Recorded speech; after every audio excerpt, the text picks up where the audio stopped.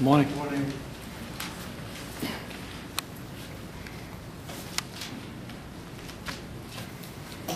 Everybody set up on the camera side, that's what you need.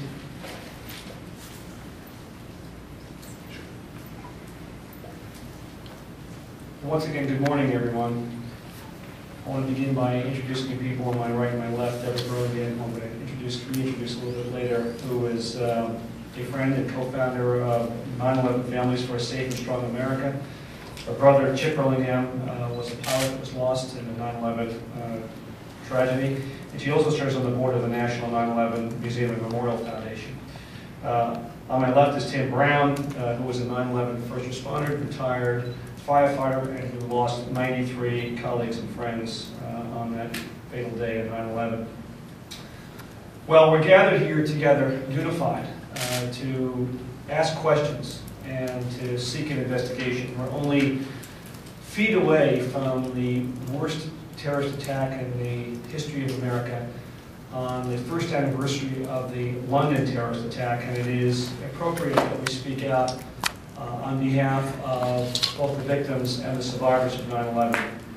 We've seen disturbing reports in the press about the plans to construct the Cordova Mosque only feet away from ground zero. Today I'm asking the Attorney General, A.G.Cuomo, to open an investigation into the Cordova Mosque and to examine what I believe is a serious security issue. The proposed mosque is, as I said, within feet of the worst terrorist attack in American history. The Imam in charge of the mosque, Imam Rauff, has refused to acknowledge on numerous occasions the sources of the money that has been used both to purchase this land and potentially to build what is expected, or what is proposed to be a $100 million mosque. And further questions are raised. One, in view of the role of one of the well-known terrorist organizations, Hamas. On numerous occasions, the Imam has been asked about the status of Hamas.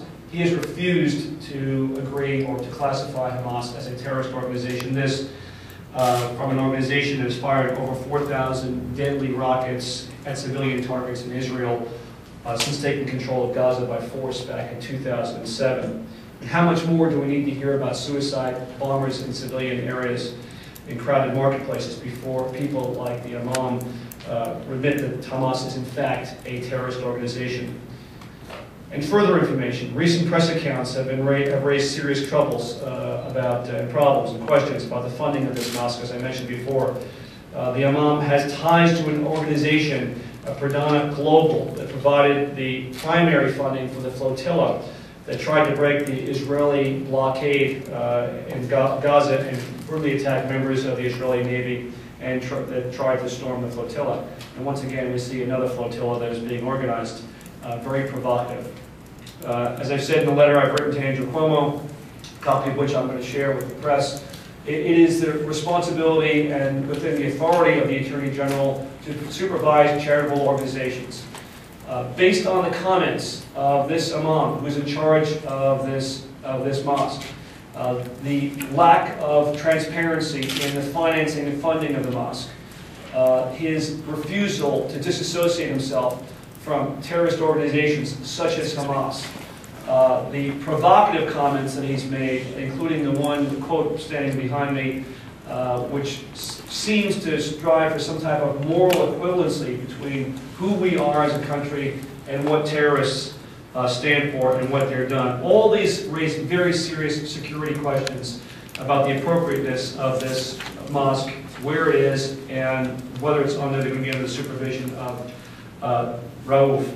So we're asking the Attorney General, A.G.Cuomo, to exert his authority to investigate the sources of these donations, of the money that's coming in, to determine whether or not that is compliant. In fact, the organization, the Cordova Initiative, which is a charity registered with the Attorney General's office, is in fact a legitimate charity, and in fact whether the sources of income are legitimate or whether they pose security risks to the people of New York and to the people of America.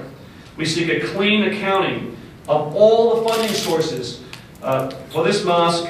My fellow New Yorkers and the two heroes that are standing with me are asking for a thorough investigation by the Attorney General's office as well.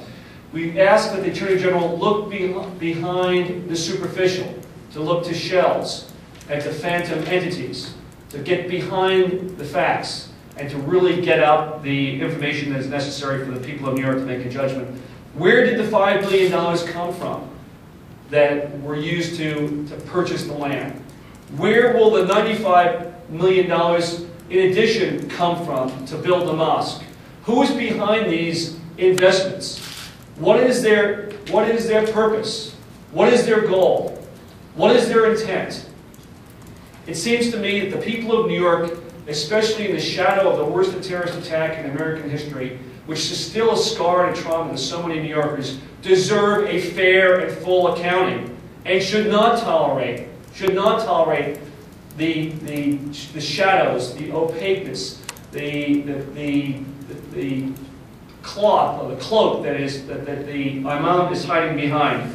If in fact he is going to execute on the purposes that he states right now, then there should be no reason why he is not forthcoming about who else is funding this and who else is behind this.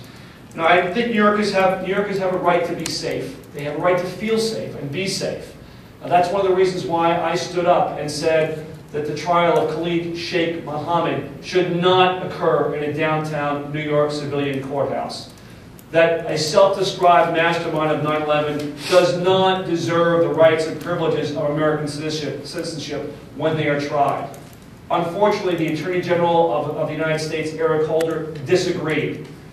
Once again, in this case, we have silence from Eric Holder as to whether there should be an investigation of this Cordoba mosque.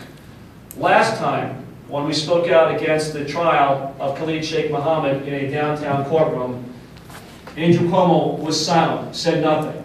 This time, he is supportive of the mosque. Well, we're now asking the Attorney Generals, both of the United States and of New York State, to do their job, to investigate the sources of contributions for this, to investigate whether or not the serious security issues that seem to be raised are legitimate issues, and whether New Yorkers can feel safe or should be concerned about the sources of these incomes, the intent of the people behind it, the motivations of people like Rauff and his other allies, given his associations with Pradana, given his comments that he's made that are very troubling and seem to show certain sympathy with terrorist activities and terrorist organizations.